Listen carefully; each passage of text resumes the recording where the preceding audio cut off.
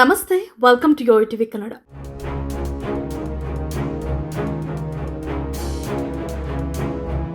ಮನೀಗ ನೋಡೋಣ ಇವತ್ತಿನ ಹವಾಮಾನ ವರದಿ. ರಾಜ್ಯದೆಲ್ಲೆಡೆ ಹಲವು ದಿನಗಳಿಂದ ಸುರಿಯುತ್ತಿದ್ದ ಮಳೆ ಬುಧವಾರದಿಂದ ಕೊಂಚ ಇಳಿಮುಖವಾಗಿದೆ. ಮುಂದಿನ ದಿನಗಳಲ್ಲಿ ರಾಜ್ಯದಲ್ಲಿ ವಾತಾವರಣ ಹೇಗಿರಲಿದೆ ಎಂಬ ಬಗ್ಗೆ ಹವಾಮಾನ ಇಲಾಖೆ ನೀಡಿರುವ ಮುನ್ಸೂಚನೆ ಹೇಗಿದೆ. ಕರಾವಳಿ, ಮಲೆನಾಡು ಮತ್ತು ಉತ್ತರ ಕರ್ನಾಟಕ ಸೇರಿದಂತೆ ರಾಜ್ಯದ ಬಹುತೇಕ ಜಿಲ್ಲೆಗಳಲ್ಲಿ ಇಂದಿನಿಂದ ಆಗಸ್ಟ್ 26ರವರೆಗೆ ಒಣಹವೆ ಕಾಣಿಸಿಕೊಳ್ಳಲಿದೆ. ಈ ಅವಧಿಯಲ್ಲಿ ಕೆಲ ಜಿಲ್ಲೆಗಳಲ್ಲಿ ಮಾತ್ರ ಸಾಧಾರಣ ಮಳೆ ಬೀಳುವ ಸಾಧ್ಯತೆ ಇದೆ. ನಂತರ ಆಗಸ್ಟ್ 27ರಿಂದ ಮತ್ತೆ ಮಳೆ ಹೆಚ್ಚಾಗುವ ಸಾಧ್ಯತೆ ಇದೆ ಎಂದು ಹವಾಮಾನ ಇಲಾಖೆ ಮಾಹಿತಿ ನೀಡಿದೆ. ಉತ್ತರ ಕನ್ನಡ, ಉಡುಪಿ, ದಕ್ಷಿಣ ಕನ್ನಡ, ಬೆಳಗಾವಿ ಜಿಲ್ಲೆಗಳಿಗೆ ಯೆಲ್ಲೋ ಅಲರ್ಟ್ ಘೋಷಿಸಲಾಗಿದೆ. ಇನ್ನುಳಿದಂತೆ ಚಿಕ್ಕಬಳ್ಳಾಪುರ, ಚಿಕ್ಕಮಗಳೂರು, ಚಿತ್ರದುರ್ಗ, ದಾವಣಗೆರೆ, ಹಾಸನ, ಕೊಡಗು, ಕೋಲಾರ, ಮಂಡ್ಯ, ಮೈಸೂರು, ರಾಮನಗರ, ಶಿವಮೊಗ್ಗ, ತುಮಕೂರು, ಬೆಂಗಳೂರು ನಗರ, ಬೆಂಗಳೂರು ಗ್ರಾಮಾಂತರ, ಹಾವೇರಿ, ಕಲಬುರಗಿ, ಕೊಪ್ಪಳ, ರಾಯಚೂರು, ವಿಜಯಪುರ, ಯಾದಗಿರಿ, ಚಾಮರಾಜನಗರ, ಬೀದರ್, ಧಾರವಾಡ, ಗದಗ ಹಾಗೂ ವಿಜಯನಗರ ಜಿಲ್ಲೆಗಳಲ್ಲಿಯೂ ಅಲ್ಪ ಪ್ರಮಾಣದ ಮಳೆಯಾಗಲಿದೆ.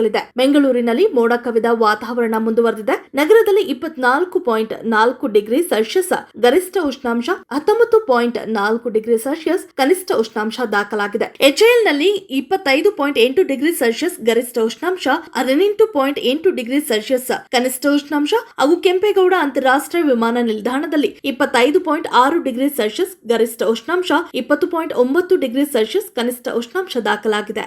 If you like this video, ಬೇಗ ಲೈಕ್ ಮಾಡಿ, ಕಾಮೆಂಟ್ ಮಾಡಿ, ಶೇರ್ ಮಾಡಿ ಹಾಗೂ ಯೋಯೋ ಟಿವಿ ಕನ್ನಡವನ್ನು ಸಬ್ಸ್ಕ್ರೈಬ್ ಮಾಡಿ.